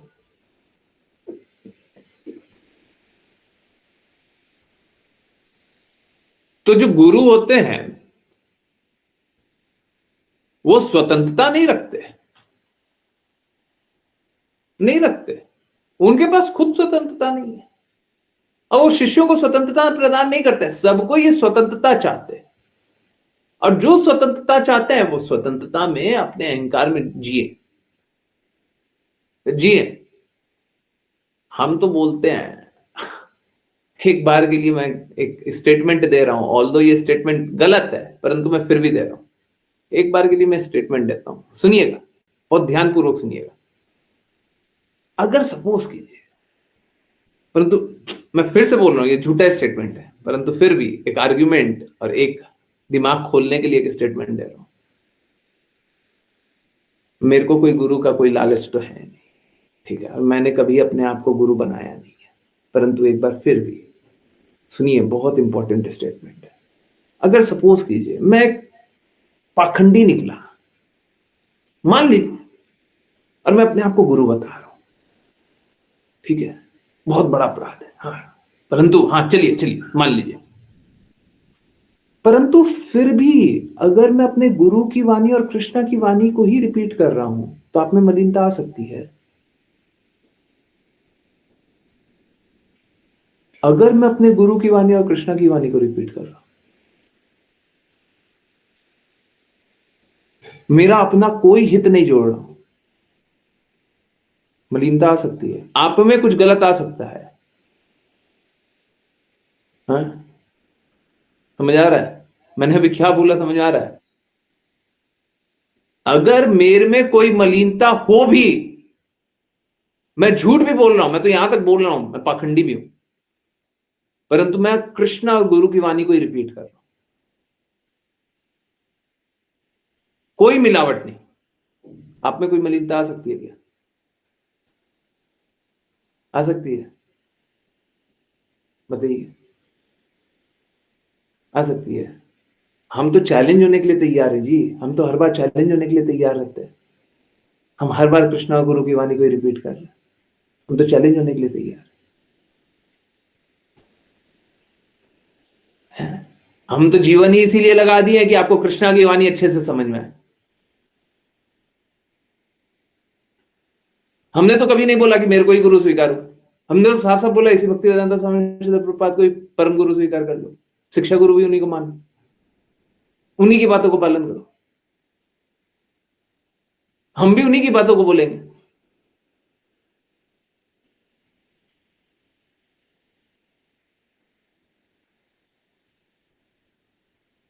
तो बात कैसा है, अगर हम स्वतंत्रता नहीं रखते और कृष्णा और गुरु की वाणी को पालन करते हैं तो अपने आप ही क्वालिफाइड है। और मैंने कभी कोई परिस्थिति नहीं बनाई है, अब मैं कभी कोई उपाधि नहीं चाहता हूं, परंतु ये बात बिल्कुल सही है, ये बात बिल्कुल सही है, आप लोगों के कहने पे ही सारा कुछ हो रहा है। और अगर मैं यहां पे न रहूं तो आप लोगों का अहित होगा, और ये मेरे से नहीं देखा जाएगा, इसीलिए प्रचार कंटिन्यू कर रहे हैं। अब देखिए, व्यवस्था तो यही होती है। इनफैक्ट मालूम है क्या, अगर आप लोग इतिहास में भी देखेंगे ना, तो बहुत सारे इंस्टेंसेस ऐसे हुए हैं जब गुरु शरीर त्याग दिए हैं तब भी बाद वाले लोग गुरु बने हैं। और इसी परंपरा में, हमारी ही परंपरा में, शरीर त्यागने के बाद 20 साल बाद कोई जन्म लिया है और वो उसी परंपरा का गुरु है। ठीक है, तो क्या होता है, ये ऐसा नहीं है कि गुरु का शरीर प्रकट रहेगा तभी हम उनसे बात कर सकते हैं। गुरु का शरीर प्रकट नहीं रहेगा तब भी वो हमसे बात कर सकते हैं। सिंसियर सोल होना चाहिए। क्या हम कृष्णा से बात नहीं करते हैं? विग्रह के रूप में कृष्णा प्रकट होता है, हम उनसे बात नहीं करते हैं। गुरु आध्यात्मिक नहीं है। एसी भक्ति वेदांत स्वामी श्रील प्रभुपाद ने नहीं बोला मैं और मेरे फोटो में कोई अंतर नहीं है। क्या हम उनसे बात नहीं कर सकते?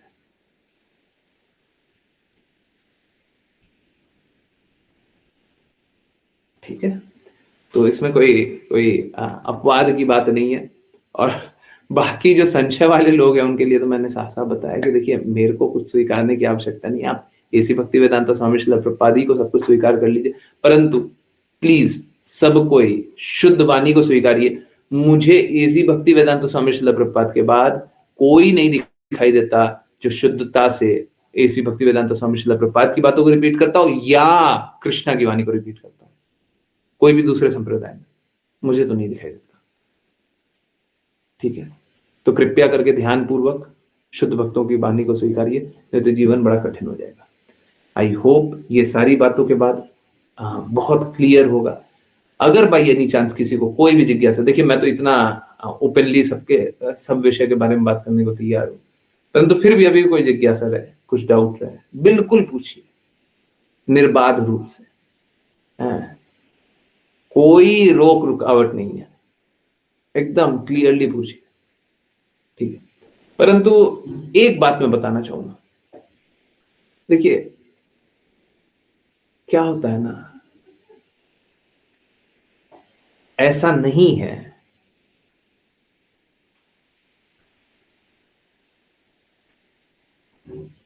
कि एसी भक्ति वेदांत स्वामी श्रील प्रभुपाद मेरे को आदेश नहीं देंगे और हर कोइंसिडेंस यहां पे हो जाएगा। ये संभव ही नहीं। आप लोगों ने, नए लोगों ने भी इनफैक्ट बहुत बहुत बार देख लिया होगा, हम लोग जब भी जो विषय के बारे में बात करते रहते हैं वही सामने आ जाता है। देखा है ना, देखा है ना, ये विषय जो लिखा हुआ बुक है वो एसी भक्ति वेदांत स्वामी श्रील प्रभुपाद का है। ये कैसे हो जाता है, जो विषय के बारे में बात कर रहे हैं वही विषय सामने आ जाता है। जैसे सपोज कीजिए मैं आपसे अभी बात कर रहा हूं गुरु के बारे में, आप चाइना के बारे में बात नहीं करने लग जाइएगा ना। अभी हम और आप बात कर रहे हैं तो आप भी मेरे से गुरु के बारे में बात कीजिएगा ना। समझ आ रहा है? मैं जिस विषय में बात कर रहा हूं तो आप भी उसी विषय में बात कीजिएगा। अगर मैं भी कुछ विषय के बारे में बात किए जा रहा हूं, अचानक से शास्त्र खोलते हैं और वही विषय मिल जाता है, उसका मतलब क्या है कि मैं किसी विषय के बारे में बात कर रहा हूं और शास्त्र भी किसी विषय के बारे में बात कर रहा है और दोनों सेम बात हो रहा है। कहने का मतलब क्या है, हम दोनों का पारस्परिक बातें चल रही है। समझ आ रहा नहीं आ रहा? Yes no, coincidences. समझ आ रहा नहीं आ रहा? हाँ, हरे कृष्णा। सभी को समझ आ रहा है? डिफिकल्ट हो रहा है? किसी को ऐसा है डिफिकल्ट हो रहा है? समझ आ रहा है? सच सच बताइएगा। हाँ, यस नो। तो ये जो पारस्परिक बातें हैं ना, ये जो पारस्परिक बातें हैं, हम और शास्त्र बात कर रहे हैं, तो शास्त्र और कुछ नहीं है, इसी भक्ति वेदांत स्वामी श्रील प्रभुपाद के ही शब्दों को मैं समझा रहा हूँ और समझ रहा हूँ और बता रहा हूँ। तो एक कॉन्वर्सेशन, बहुत सारी बातें और मैं नहीं कुछ बोल रहा, ठीक है चलिए। पहले अभी वैष्णव प्रणाम मंत्र कर लेते हैं, फिर किसी को कोई भी बात करनी है बिल्कुल कीजिएगा, ठीक है, मैं नहीं कहीं जा रहा। सारे विषय पे जो विषय पे बात करना है बिल्कुल कीजिए। बहुत सारी बातें हैं ना,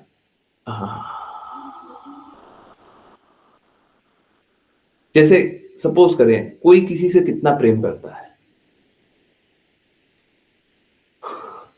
तोल करके नहीं बता सकते। बता सकते हैं कोई है? आपका किसी का क्या संबंध है, तोल करके बता सकते, तोल करके, वेट करके, नंबर लिख करके, क्वांटिफाई करके बताया जा सकता है आपका और उसका क्या संबंध है? हम भौतिक जगत में नहीं बता सकते, परंतु क्योंकि देखिए क्या है ना, जब शुद्ध बोलने का प्रयास करेंगे तो सब तरफ से आशंकाएं और बाकी चीजें होती है, तो ठीक है कोई दिक्कत नहीं। परंतु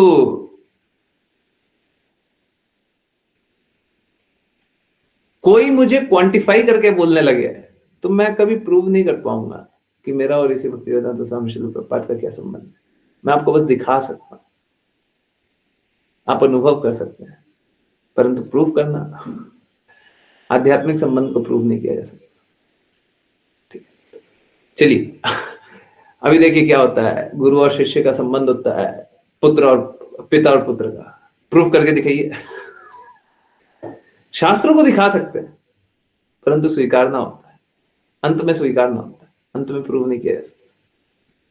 ठीक है चलिए करते हैं वैष्णव प्रणाम मंत्र, फिर किसी की कोई भी कुछ बातें बोल दिया बिल्कुल बिल्कुल निर्बाध रूप से बोलिए, कभी कोई रुकिएगा नहीं। हाँ, जिस किसी को वैष्णव प्रणाम मंत्र स्टार्ट करना है कृपया करके हैंड रेज करें। हरे कृष्ण।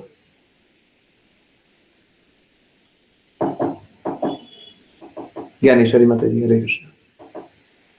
हरे कृष्ण गुरुजी। वाञ्छकल्पतरुभ्यश्च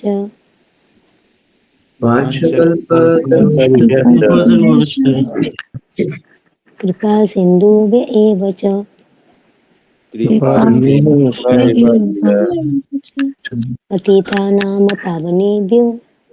पतितानां पावनेभ्यो वैष्णवेभ्यो नमो नमः।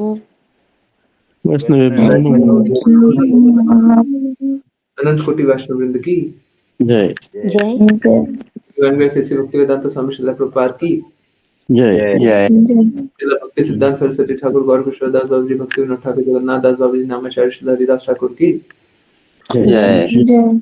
श्री रूप सनातन भट्ट रघुनाथ जी, गोपाल भट्टदास रघुनाथ की जय जय। श्री कृष्ण चैतन्य प्रभु नित्यानंद, श्री अद्वैत गदाधर शिवशति गौर भक्त वृंद की जय जय जय गंगा माई यमुना माई गोविंद देवी तुलसी नारायणी पुरी द्वारका वृंदावन नाम की जय जय श्रीमद् भागवतम चैतन्य चैतामृत की जय जय जय भक्तों की जय जय हरे कृष्ण हरे कृष्ण हरे कृष्ण हरे कृष्ण कृष्ण कृष्ण हरे हरे हरे राम हरे राम राम राम हरे हरे हरे कृष्ण हरे कृष्ण कृष्ण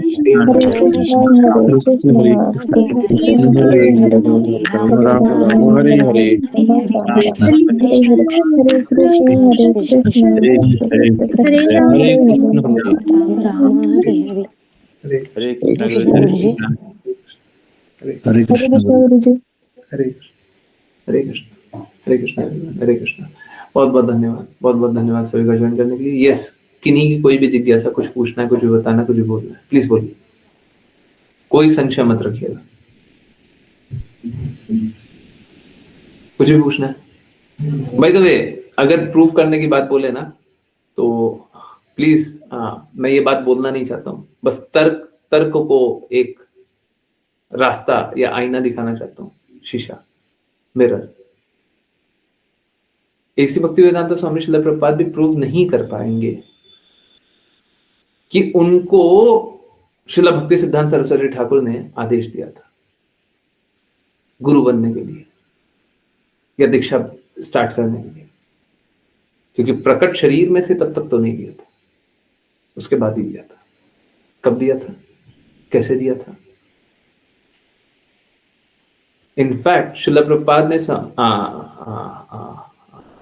क्या संन्यास भी तब ग्रहण किया था जब गुरु महाराज नहीं थे।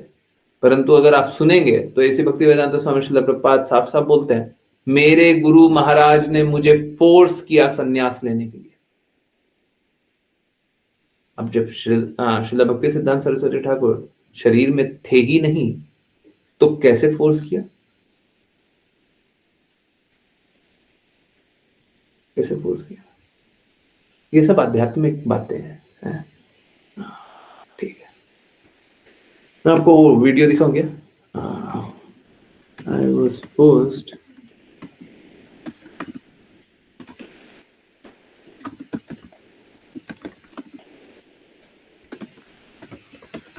हरे कृष्णा। यस, किन्हीं को कुछ पूछना है? यस, ये देखिए, ये देखिए, मैं दिखाता हूँ। ये बहुत महत्वपूर्ण है। ठीक है, इसके बाद बहुत लोगों का जिज्ञासा है ना, वहीं पे समाप्त हो जाएगा। परंतु थोड़ा सा इसको बैक कर सकते हैं क्या? एक काम करते हैं, इसको रिफ्रेश कर देते हैं। ठीक है, शायद refresh. I had no desire to accept the sannyas order and preach, but my spiritual master wanted it. I am not very much inclined, but he forced me. That is also done. That is special favor. When he forced me at that time, I thought that what is this? What I am committing some mistake or what is that? I was puzzled. But a little after I could understand, this is Krishna's favor shown to me. So when Krishna forces somebody to surrender, that is a great favor.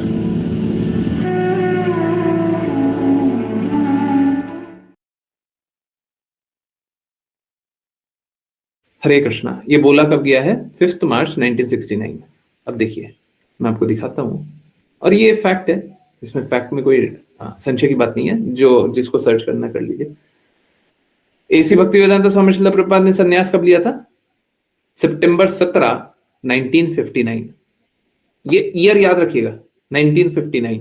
Okay, चलिए अब भक्ति सिद्धांत सरस्वती ठाकुर पे चलते हैं। श्रील भक्ति सिद्धांत सरस्वती ठाकुर ने शरीर कब त्यागा? 1937। I was forced by my Guru Maharaj. मेरे गुरु महाराज ने फोर्स किया था। कैसे फोर्स किया था? समझ आ रहा है? नहीं आ रहा? हरे कृष्णा, समझ आ रहा है?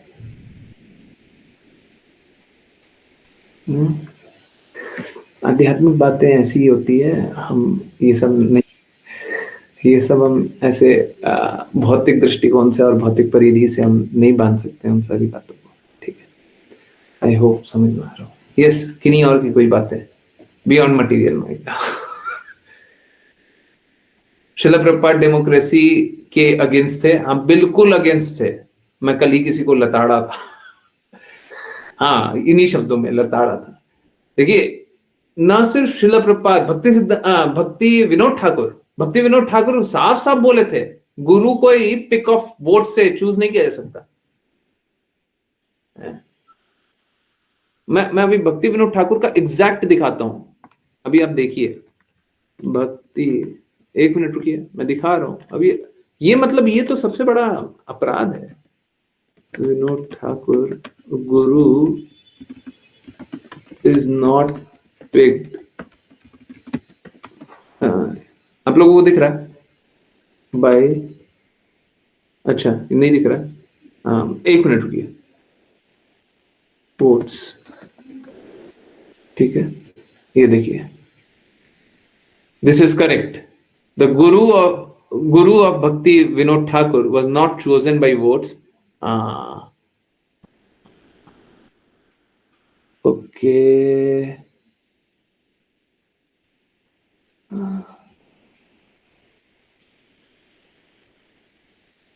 yes, a guru is not selected by votes.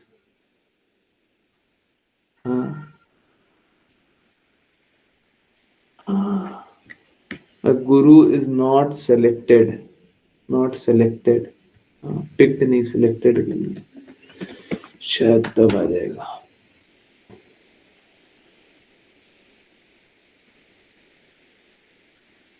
No.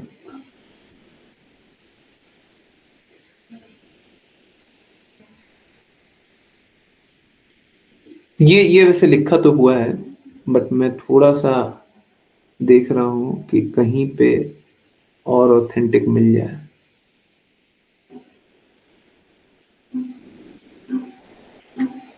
चलिए देखते हैं. ओके,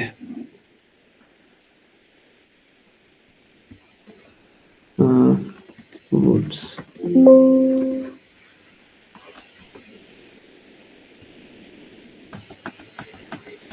नहीं, यहाँ पे तो नहीं. ओके, एनीवेज, आप लोग चाहते हैं तो मैं निकाल के दे दूंगा, परंतु यहाँ पे भक्ति विनोद ठाकुर ने भी साफ साफ एक बार बोला हुआ था कि वोट से चुन ही नहीं सकते. तो ये सब तो ऐसा प्रतीत होता है श्रीधरा महाराज का, तथाकथित रूप से महाराज श्रीधरा महाराज का बनाया हुआ सब कॉन्सेप्ट है. एक्चुअली में प्रॉब्लम कैसा है ना, प्रॉब्लम ऐसा है कि ऐसी भक्ति वेदांत स्वामी श्रील प्रभुपाद ने बताया था कि मैनेजमेंट का कुछ बताया था कि इस प्रकार से मैनेजमेंट चलेगा.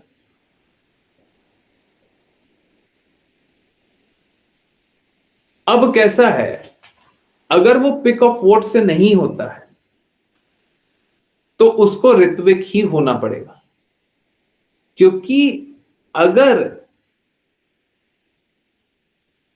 पिक ऑफ वोट से होता है तो कैसा बोल दिया जाएगा, वो बोल दिया जाएगा कि श्रील प्रभुपाद का परंपरा है. परंतु पिक ऑफ वोट से नहीं होता है तो फिर जीबीसी डिफंक्ट हो जाएगा. समझिए प्रॉब्लम क्या होगा. प्रॉब्लम कहां पे है, प्रॉब्लम यहां पे है कि एक है जीबीसी और दूसरा है गुरु. ठीक है, जीबीसी गुरु. अब वो वाला याद है जो हम लोगों ने श्रील प्रभुपाद के अपीयरेंस डे के दिन देखा था. हम लोगों ने भेजा था जो एडिटेड शब्द था श्रील प्रभुपाद का. ओरिजिनल शब्द भेजा था और इन लोगों ने एडिट कर दिया था कि गुरु अगर सबको ही डिविएट भी कर जाएगा तो गुरु के शरणागत हो जाओ, है ना. इन लोगों ने कर दिया, सोसाइटी के शरणागत हो जाओ, है ना. अब कैसा है, प्रॉब्लम क्या था इन लोगों को, प्रॉब्लम खुद के एग्जिस्टेंस का था. तो कैसा था, अगर सपोज करे कोई गुरु स्ट्रांग हो गया, अभी सपोज करे ये 11 लोग स्ट्रांग हो गए, इन लोगों ने तो पहले मंदिर बेचे हुए हैं, पहले एक मंदिर बेचा हुआ है, बेच दिया है, तो ये लोग स्ट्रांग हो गए. तो फिर ये जो एक सोसाइटी है वो एक सोसाइटी रहेगा नहीं ना, वो 11 सोसाइटी बन जाएगा. आज भी जब बुक डिस्ट्रीब्यूशन होता है या कुछ भी होता है तो ऐसा ही बोला जाता है कि ये इसका जोन है, वो उसका जोन है, वो उसका जोन है. आप लोगों को पता नहीं होगा, परंतु जैसे कोई एक कॉर्पोरेट कोई एक कंपनी होता है ना, कंपनी में सेल्स मैनेजर है तो 4 जगह का sales manager, south east north west है, होता है ना सेल्स मैनेजर. तो सेल्स मैनेजर अपना टारगेट करता है और सेल्स मैनेजर का जो आदमी होता है वो सेल्स मैनेजर के लिए कार्य करता है. तो आज भी बुक डिस्ट्रीब्यूशन होता है तो वैसे ही चलता है यहाँ पे कि ये गुरु महाराज के लिए, वो तो वो गुरु महाराज के लिए. इनफैक्ट मालूम है क्या, एक बहुत ही अमेजिंग बात बताऊं, अब मैं नाम नहीं ले रहा, आप लोग समझ जाएंगे, पुराने लोग तो बहुत अच्छे से समझ जाएंगे. आप लोगों ने भगवत गीता डोनेट की थी, याद है, 3 साल 4 साल पहले. याद आ रहा है? क्या था याद है? उस समय हुआ क्या था? उस समय हुआ यह था कि हमको बोला गया था भगवत गीता डोनेट करना तो कर दो। हमने बोला कि ठीक है। तो हम लोगों को उस समय तक तो पता नहीं था कि ओरिजिनल भगवत गीता और डुप्लीकेट भगवत गीता, हमको तो पता ही नहीं था। इनफैक्ट वो भगवत गीता की कॉपी अभी भी मेरे सामने रखी हुई है और मेरे को समझ में नहीं आता उसका क्या करें। कोई बात नहीं, किसी ना किसी को देंगे, कुछ ना कुछ तो करेंगे। एनीवेज, बड़ी खुशी खुशी डोनेट करी थी, है ना। हम लोगों ने कितना रिक्वेस्ट किया था, बहुत सारे डिवोटीज ने बहुत बहुत काम किया था। देखिए, आप लोगों का जो डोनेशन है या आप लोगों का जो जो कार्य है वो कभी खाली नहीं जाएगा, ठीक है? क्योंकि आप लोगों ने शुद्ध हृदय से ही किया था, आपने अशुद्धता से नहीं किया था, ठीक है? एनीवेज, तो आप लोगों ने स्पिरिचुअल काम ही किया था। ओके, चलिए वापस आते हैं। मालूम है हुआ क्या था? यहाँ पे हम लोगों ने भगवत गीता डोनेट कर दी, वहां पे अनाउंसमेंट भी हुआ था, अगले दिन अनाउंसमेंट भी हुआ था कि राधा कृष्णा सेवक्स ने इतना भगवत गीता डोनेट किया। याद आ रहा है? अच्छा, अब उसके बाद क्या होता है? उसके बाद अब मैं कैसे बोलूं, उसके बाद वो शुद्ध नहीं, शुद्ध नहीं बोलना ठीक नहीं है, वो एलिवेटेड डिवोटी जिनकी बातें हम हमेशा स्वीकारते थे, वो शुद्ध डिवोटी जिनकी बातें हम हमेशा स्वीकारते थे, वो एलिवेटेड डिवोटी जिनकी हम हमेशा बातें स्वीकारते थे, ठीक है? उनको मैंने बताया और मालूम है क्या हुआ? डांट पड़ी, वो दुखी हो गई। क्यों? क्योंकि उनको अपने गुरु महाराज के लिए करना था। मेरे लिए मतलब ये थोड़ा शॉकिंग सा था। ठीक है, अपने गुरु महाराज के लिए, यहां पे कुछ और है, वहां पे कुछ और है। मतलब मेरे लिए तो यही बड़ा बहुत अजीब सा बात था। ये क्या हो गया? हमने तो सोचा था कि ये नंबर काउंट होगा। मतलब आप सोच के देखिए, अगर सपोज कीजिए यहां पे कुछ बुक मैं डिस्ट्रीब्यूट भी कर देता हूं, मैं यहां पे कुछ बुक भी डिस्ट्रीब्यूट कर देता हूं, वो भी इनका उसमें उसका इसमें काउंट नहीं हो सकता। अगर है भी अपने गुरु महाराज के लिए तो बता दो ना, नंबर बता दो, काउंट हो जाना चाहिए। नहीं होता, नहीं होता। ये क्या चल रहा है? पता नहीं, तो यही चल रहा है। तो आप समझिए, देखिए क्या है, ये लोग कैसे हैं, ये लोग अपना अपना एक साम्राज्य है सबका, ठीक है? अब साम्राज्य पे जब तक एक शासन नहीं होगा तब तक साम्राज्य एकजुट नहीं रहेगा, है? जैसे यूनाइटेड स्टेट ऑफ अमेरिका है ना, कितना स्टेट है उसमें, सब कोई का अलग अलग रूल होता है और सब कोई सेंट्रल से बाध्य होता है। हम लोग का भी स्टेट का है ना, 50 स्टेट है अमेरिका में, 50 स्टेट है, तो 50 स्टेट्स का एकदम डिफरेंट रूल है। एक जगह इलीगल है, दूसरी जगह लीगल है, एकदम उल्टा उल्टा। यहाँ पे तो ऐसा एकदम ही उल्टा नहीं है ना, है? परंतु वहां पे एकदम ही उल्टा है। तो सबको ही अपना अपना रूल है, परंतु सबको ही एक कॉमन रूल से बंधा हुआ है। ठीक, वो कॉमन रूल जीबीसी है। तो जीबीसी को स्ट्रांग इसलिए कर दिया गया ताकि कोई भी एक गुरु इतना बड़ा ना हो जाए कि जो यूनानिमिटी है, एक साथ जो है, वो टूट जाए, अपना एक धड़ा बना ले। और ये टूट पहले भी देखी जा चुकी थी, तो बाद में ये अरेंजमेंट बनाया गया, बस यही था, ठीक है? इसीलिए पिक ऑफ वोट से चुनाव होता है। तो कैसा होता है ना, आप लोग जैसे देखते होंगे, एक राजा जैसे होता है, एक राजा जैसे होता है तो उसमें क्या होता है, जो राजा बोलेगा वही होगा। परंतु एक जो डेमोक्रेसी होता है उसमें तो यूनाइटेड ओपिनियन काउंट करता है ना। समझ आ रहा है, नहीं आ रहा? एक जो डेमोक्रेसी होता है उसमें तो सबका जो मत होता है वो काउंट करता है ना। तो अगर विरोध भी करेगा लोग, अगर विरोध में भी खड़ा हो गया तो डेमोक्रेसी का अपना एक पुलिस खड़ा कर देंगे और विरोधियों को तोड़ देंगे। समझ आ रहा है? जय हो डेमोक्रेसी। तो ये कारण है, ये कारण। बट ठीक है, चलिए कोई बात नहीं, उन लोगों को अपना कार्य करने दीजिए। हम लोगों को प्रचार शुद्धता से करने का प्रयास करना चाहिए। ठीक है, यस, सभी को समझ में आया? नहीं आया किसी को? हाँ, बिल्कुल प्रभु जी समझ आया क्या कारण था? नहीं आया? अंशिका नहीं आया? हाँ, ठीक है। कोई और भी है जिनको नहीं आया? है? अगर सपोज कीजिए कि 11 अलग अलग पावरफुल लोग हों जिनका अपना अपना रीजन हो, वो तो कुछ भी करेंगे ना, वो एक रूल से तो बंधे हुए नहीं है ना, वो तो अपनी अपनी अपनी अपनी अपनी अपनी सत्ता चलाएंगे ना, अपना अपना अपना अपना अपना अपना जोन करेंगे ना। इनफैक्ट ये जोनल सिस्टम पहले भी इन लोगों को बैकफायर किया हुआ है। इन लोगों ने पहले बीच में क्या किया हुआ था वो मैंने सुनाया भी आप लोगों को, याद कीजिए।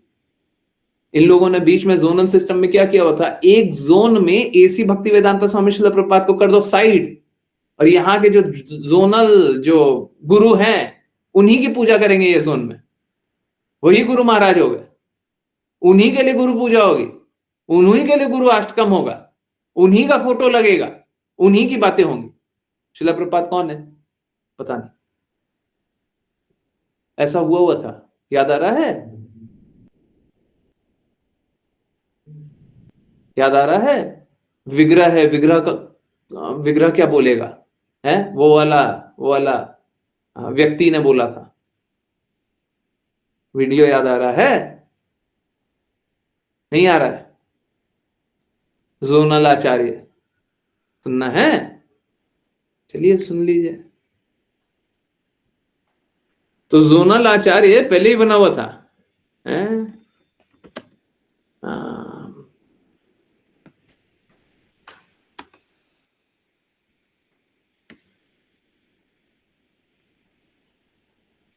एक मिनट, पता नहीं कौन सा है।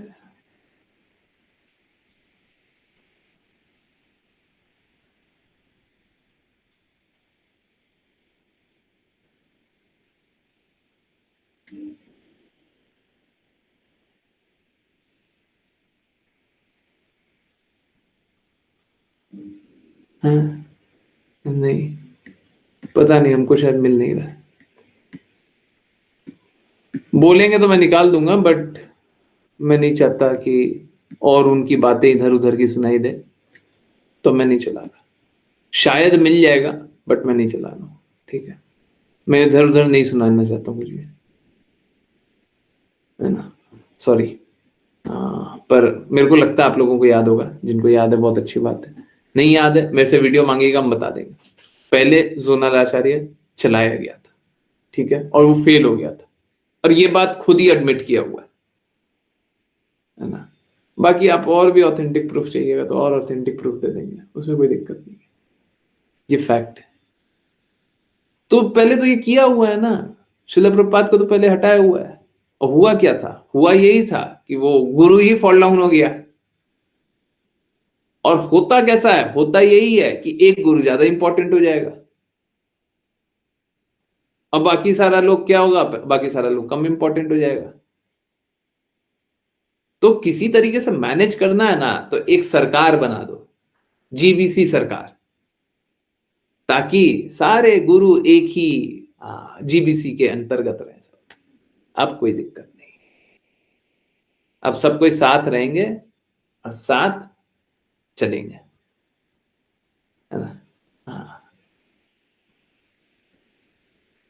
तो इसीलिए जीबीसी को स्ट्रांग बनाया गया था, ठीक है। और जीबीसी को स्ट्रांग बनाया गया तो वो गुरु भी चुनने का अधिकार उसी को देना पड़ेगा। तो गुरु कैसे चुना जाएगा? तो वो एक सिस्टम निकाला गया कि चलो वोट से। एसी भक्ति वेदांत स्वामी श्रील प्रभुपाद तो डेमोक्रेसी के ठीक विरुद्ध बोलते थे। एसी भक्ति विनोद ठाकुर तो डेमोक्रेसी को बोलते थे, डेमोक्रेसी के लिए बोलते थे पिक ऑफ वोट से गुरु नहीं चुना जा सकता, ठीक है। मुझे जहां तक याद है श्रील प्रभुपाद ने ये बात बताई थी कि भक्ति विनोद ठाकुर ऐसा बोलते थे। एनीवेज, ये फैक्ट है, बोलिएगा तो मैं निकाल के दे दूंगा वो भी, ठीक है। समझ आ गया? अब नहीं है?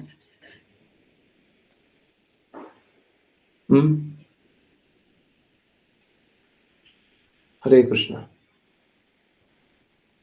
ठीक है, तो कोई बात नहीं, अब ठीक है, जो बुराइयां हैं, जो परेशानी है, जो कष्ट है, उसको साइड हटाइए, अब आज्ञानुसार चल लीजिए। ठीक है, मैं सच बता रहा हूं, शुद्ध का पालन करना अब आज के दिन में बहुत मुश्किल है, असंभव सा है।